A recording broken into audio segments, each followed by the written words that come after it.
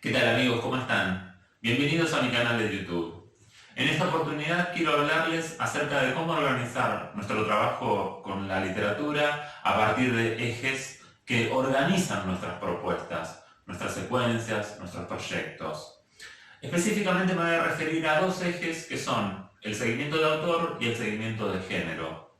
Este tipo de trabajos están pautados por el diseño curricular, pero a la vez entronca con tradiciones escolares de antaño, ¿no es cierto? Es decir, leemos a partir de autores, leemos a partir de géneros. Entonces nosotros vamos a tratar de pensar aquí qué sería esto de seguir un autor o qué sería seguir un género y cómo podemos aprovechar cada vez más las posibilidades que nos brindan ese tipo de propuestas, ¿no es cierto? Tengo aquí en mi pizarrón una serie de ideas anotadas para desarrollar mi exposición. La idea del seguimiento de autor, de seguir un autor, implicaría en principio una cuestión llana y sencilla, que es la de leer varias obras del mismo autor. Entonces, bueno, a medida que vamos desarrollando una secuencia de trabajo, leemos varias obras de ese escritor, ¿no es cierto? Varios textos. Ahora bien, queremos pensar qué otras aristas podemos encontrarles a la cuestión, qué otros aspectos nos pueden guiar, ¿no es cierto? Entonces sigo con ello. Conocer diversidad de géneros, cuento, poesía, obra teatral, biografía, historieta, ensayo, ustedes podrían seguir agregando, ¿no? Entonces, ¿qué elemento interesante nos aporta esto? Bueno, si un escritor ha elaborado cuentos, poemas, obras teatrales y algunos otros, y solo trabajamos con nuestros alumnos en esa propuesta de seguimiento de autor con cuentos, estamos dando una idea de su obra, es decir, del proyecto de escritura que ha hecho, un tanto incompleta. Entonces, ¿cómo podemos diversificar o acercarnos cada vez más a la diversidad de su obra? Bueno, por ejemplo, contemplando que hay varios géneros que la componen, ¿no es cierto? Pero no solo eso, podemos pensar también e invitarlos a pensar a nuestros alumnos cómo usa los géneros este autor. Los escritores son conscientes de que hay una diversidad genérica, conocen en general sus regularidades, los elementos que van apareciendo y reapareciendo, cómo evolucionan los géneros. Entonces se apropian de ellos y los usan muchas veces a su manera, ¿no es cierto? Respetando en gran parte sus reglas o rompiéndolas y yendo hacia apuestas novedosas. Entonces, reconocer esas dimensiones con nuestros alumnos nos va a enriquecer muchísimo a la hora de pensar la literatura y específicamente a la obra de ciertos autores. Ciertos autores son considerados autores de género, podríamos decir, es decir, escritores que, por ejemplo, muy habitualmente recurren al policial. Otros escritores abren la diversidad genérica y escriben poesía, ensayo, obras teatrales. Otros son solo dramaturgos, etc. Entonces, conocer esa diversidad y ver cómo está apropiada en la obra va a ser un elemento muy interesante para explorar la obra, el proyecto de escritura de un determinado autor. El segundo o el tercer aspecto, en realidad, si partimos de esa primera idea, sería la idea de analizar el estilo de este escritor. Y fíjense que es la palabra resaltada de todo este esquema de ideas, porque aquí quiero plantear que estamos en el corazón de la cuestión. Es decir, si lo que queremos es, a través del seguimiento de autor, a través del seguimiento del género y de otras propuestas que ustedes verán que en otros vídeos están siendo consideradas, si lo que queremos, decía, es entender cada vez más de literatura, ayudar a que nuestros alumnos se acerquen a la complejidad de los textos literarios, a su riqueza, para mí tendría que estar acá el centro de la cuestión cuando hacemos el seguimiento del género. Queremos ver cómo escribe ese autor, ¿no es cierto? Y ver cómo escribe un escritor, cómo hace su obra un escritor, va a tener que ver con indagar, al menos en parte, cuáles son sus temáticas habituales, es decir, qué contenidos, qué temáticas aborda, cómo las aborda, es decir, cómo las trabaja, ¿no es cierto? Si de forma más directa, más elíptica, o cómo se combinan estas dos dimensiones. Como decía antes, qué géneros aborda habitualmente, cómo los usa, había advertido anteriormente, qué estructuras son habituales. Por ejemplo, si recurre a la estructura del cuento, respeta esa noción tripartita de introducción, nudo y desenlace, trata de quebrar un poco las estructuras, entonces nos entrega relatos fragmentados, etcétera, etcétera. ¿Qué procedimientos, qué recursos, qué técnicas, estoy utilizando sinónimos podríamos decir, son habituales en su obra? ¿Cómo construye los personajes? ¿Cómo construye los espacios? ¿Cómo utiliza el lenguaje? Entonces, lo que queremos es explorar todos los elementos que hacen a su poética, ¿no es cierto? Es decir, cómo arma su obra, sus textos, a partir de toda una serie de herramientas técnicas que son propias de la literatura y que hacen, al menos en gran parte, a su dimensión estética, ¿no es cierto? Entonces, ahí tenemos como toda una serie de cuestiones muy interesantes para explorar con nuestros alumnos. Investigar sobre su vida y su obra es otro de los trabajos típicos que solemos hacer cuando estamos pensando a partir de este tipo de ejes, ¿no es cierto? Lo que tendríamos que preguntarnos es cómo se vinculan esas dos dimensiones, vida y obra. Leer desde la biografía de un autor es un modo de leer habitual, ¿no es cierto? Es decir, es una práctica instalada, y es una práctica instalada que se espera mucho de la enseñanza de la literatura en la educación, ¿no es cierto? Es decir, en la primaria, en la secundaria nos enseñan a pensar las obras de los escritores desde su biografía.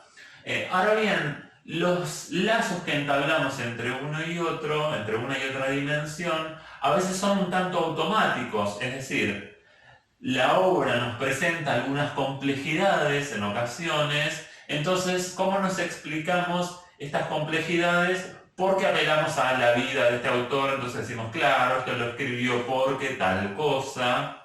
Entonces, a algo que es complejo y es polisémico, le otorgamos un sentido con algo que viene desde afuera del texto, ¿no es cierto? Que nos viene a explicar, nos viene a quitar esa ambigüedad que teníamos. Bien, no niego que se pueda hacer esa vinculación entre vida y obra, pero pensémosla como una de las dimensiones que nos aportan significados nuevos, digamos, que enriquecen la lectura de los textos. Tratemos de manipular, digamos, ese trabajo de manera tal de no cercenar, de no coartar esa pluralidad de sentidos. Agrego otro elemento a considerar cuando pensamos la vida de un escritor o cuando tratamos de buscar información o investigar. Lo que solemos hacer es recurrir a biografías, mandarlos a buscar a nuestros alumnos a internet, a algún libro, a alguna enciclopedia, acerca de la vida de algún escritor, y lo que hacemos es recabar sus datos, bien, dónde ha nacido, qué obras escribió, dónde vivió, qué cursos, qué estudios ha cursado, etc. Pero tratemos de pensar esta idea, cómo esas biografías, esas reseñas acerca de sus obras y otros materiales nos pueden aportar en algunas ocasiones un entendimiento de su obra, un entendimiento de su escritura. ¿Qué quiere decir esto?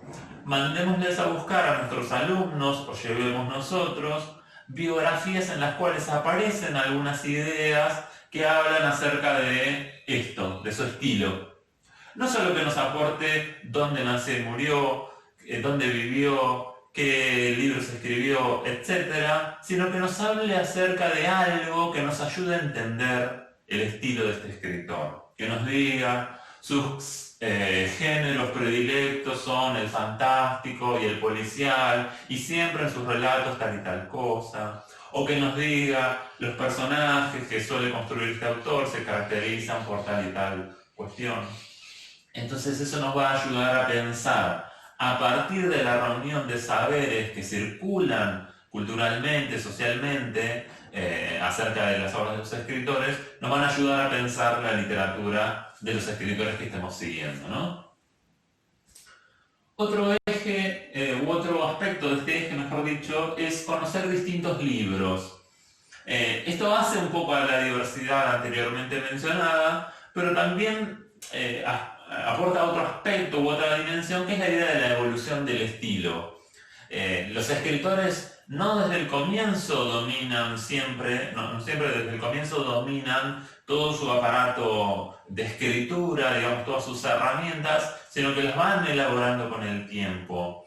A veces nos pasa que leemos algún relato, algún poema de la obra juvenil de un escritor y notamos que no está a la altura, vamos a llamarle, de la obra más madura. Entonces podemos hacer algunas de esas comparaciones e ir viendo cómo en ciertos relatos, en ciertas obras, van haciendo esa escritura o se va gestando, vamos a llamarle, y luego aparece, digamos, en toda su potencia en otro tipo de obras. Esa sería una posibilidad, ¿no es cierto? No estoy diciendo que sea la única, pero a veces ir viendo cómo va cambiando, simplemente cómo va cambiando el estilo. No estoy diciendo que en todos los casos se vaya mejorando o desmejorando, cómo va modificándose la obra de un escritor a lo largo del tiempo, es otra posibilidad. Trazar relaciones con otros escritores, obras, sería otra posibilidad. Es decir, los escritores a veces leen a otros autores y escriben a partir de otros textos. Entonces hay lo que algunos autores han denominado intertextualidad o transtextualidad, según los casos, según los autores que estemos visitando. Pero estamos pensando vínculos entre textos, ¿no es cierto? Y esos vínculos pueden ser muy diversos, obviamente. Entonces lo que queremos es instalar otro tipo de práctica que enriquece la idea de seguimiento del autor. Por ejemplo, estamos leyendo a Gustavo Roldán y podemos hacer un vínculo con la obra de Horacio Quiroga. Estamos leyendo a Cortázar y podemos hacer un vínculo con la obra de Edgar Allan Poe. Por supuesto estoy recurriendo a ejemplos muy clásicos, ustedes pueden pensar algunos otros, y esa siempre es la idea, ¿no es cierto? Tomar estas propuestas para pensar nuevas ideas. Entonces, ¿qué queremos decir con esto? Podemos seguir la obra de un autor, a veces hasta leyendo fragmentos, escenas o textos completos de otros autores que nos dan una pauta, digamos, de alguna influencia, de algún paralelo, de algo que está en la obra o que nosotros ayudamos a construir a través de esa relación que establecemos, ¿no es cierto?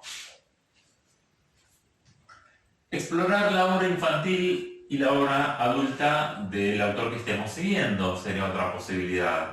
Hay veces que los escritores tienen esa doble vertiente de obra literaria infantil, de obra adulta. Entonces, si estamos trabajando en primaria, supongamos, con la obra infantil de un autor, pero ha hecho algunos cuentos, obras de teatro, novelas, para un público adulto, bueno, podemos leerles un fragmento, alguna escena, o a veces todo un texto de su obra adulta, o al revés, si estamos leyendo en secundaria la obra adulta de un escritor que tiene algo de literatura infantil, podemos llevar un poema, un cuento, que nos va a aportar otra dimensión, otra arista a eso que queremos explorar, que sería el proyecto de escritura de este autor. Entonces es algo que está en la obra y podemos hacerlo jugar en nuestra propuesta.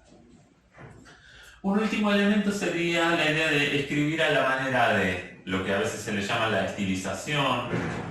Si hemos leído cuentos, poemas, hemos reconocido temáticas habituales, géneros, subgéneros, estructuras, procedimientos, tenemos una dimensión de cómo escribe este autor, tenemos un conocimiento bastante afinado porque lo hemos discutido en diversidad de textos, etc.